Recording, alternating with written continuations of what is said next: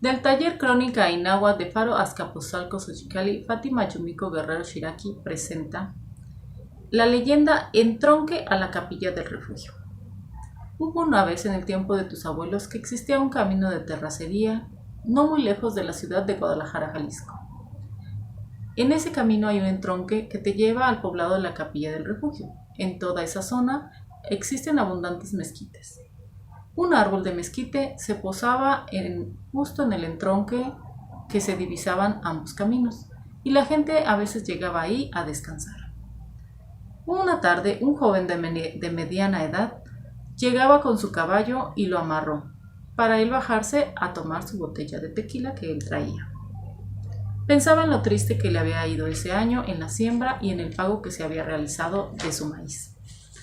Pensó en que no iba a poder casarse con Mercedes ese año, y cada rato le incrementaba en su corazón una desdicha e infelicidad más imponente, que intentaba sopesarlo con el licor.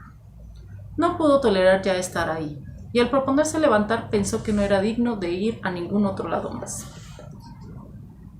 Desató al caballo, y al mirar la cuerda que sostenía en la rama del árbol, él por un instante vio el nudo e hizo otro corredizo sin pensar, cerca, muy cerca a la rama del árbol.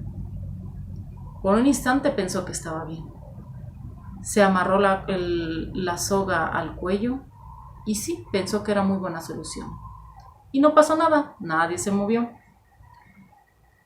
Le llegó la amargura nuevamente a su mente, su siembra, su Mercedes, el claro de la luna, sus padres, sus amigos, las piedras, el pasto. Y miró una luz y vio la felicidad en todos sus pesares, las soluciones tan simples que estaban. Cómo hablar con sus amigos, abrazar a Mercedes, sembrar más. En eso divisó a su caballo que se iba galopando como si algo lo hubiese asustado. Una queja fuerte tal vez. Le extrañó el comportamiento del caballo y él se miró y vio sus pies a más de 1 metro del suelo. Se había colgado. Comprendió entonces que se había quitado la vida. Anonadado, no entendió qué hizo. Miraba todo, pero ya no sentía ni el fresco del clima, ni el olor al tequila, y permaneció ahí.